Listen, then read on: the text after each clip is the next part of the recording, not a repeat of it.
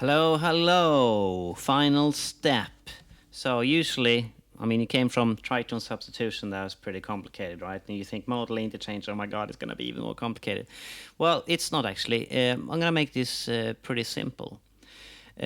Let's first talk about what modal interchange isn't. So a couple of steps back, we were talking about Smells Like Teen Spirit. So E major to A.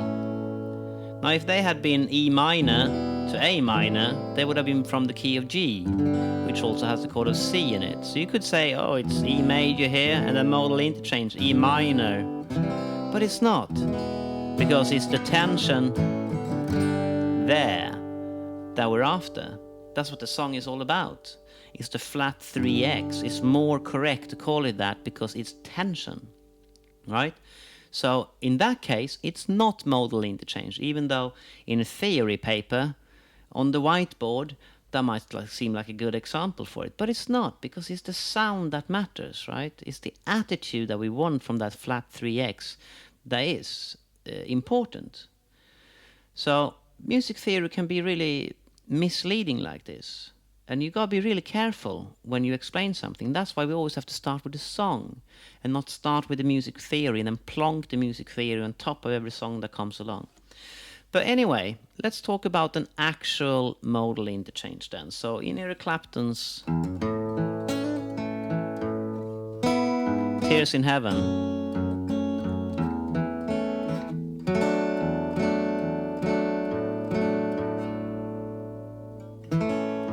that's all A major. A major, E over G sharp, F sharp minor is chord 6.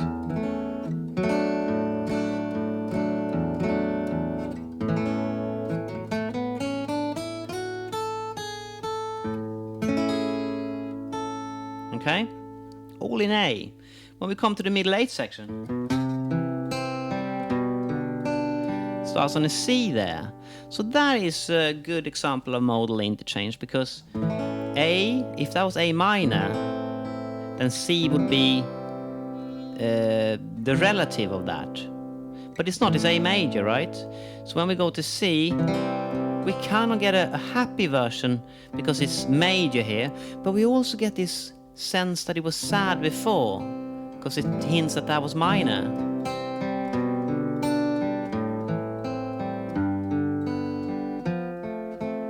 Very clever. Another one is Sunny Afternoon.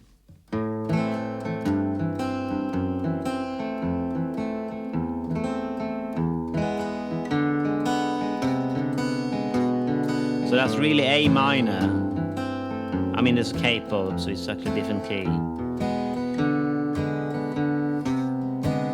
But it's like going back there all the time, and then the chorus comes in, everyone's happy, so now it's in major, so that's a modal interchange as well. But my favorite one, it's not in any of the courses, Lovely Day, Bill Withers. E. E major.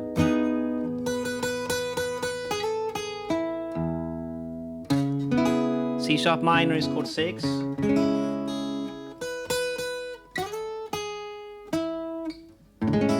Chord 4A. So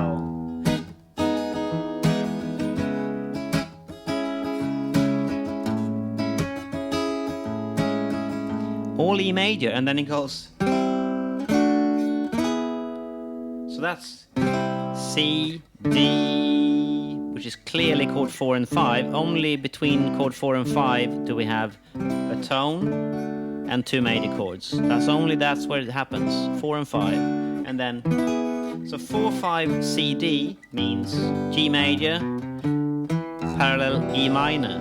So it's as if we were in E minor here, C, D, but we're in majors, we're happy, surprise, and then back to.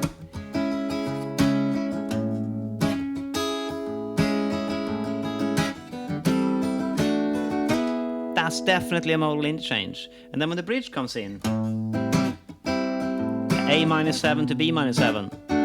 That's chord 2 and 3.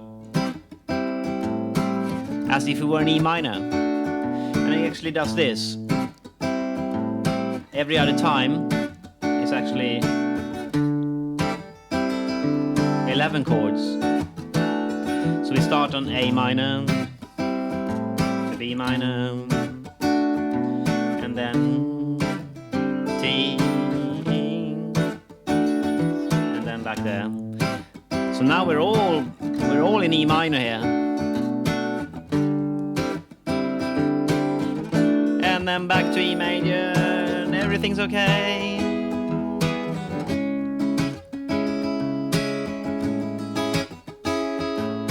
Another fun thing about this one is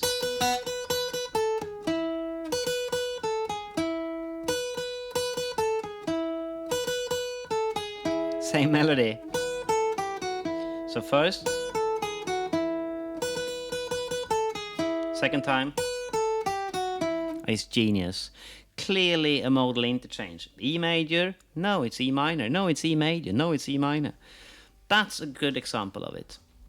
But only because I found it in a song. So you gotta find it in a song and then explain the theory. And that's why I haven't done any exercises here, because the exercises recognizing chord progressions must come from songs. So not too complicated, this final step here. More of an invitation for you to look for modal interchange in songs. And when they happen in the courses, I'll tell you about it. Don't worry about that. But you'll find other songs as well, won't you? Where you want to find out, is this a modal interchange or not? Well, if it's Nirvana, it's not. If it's Bill Withers, it is. I'll see you in another topic in the SCPR.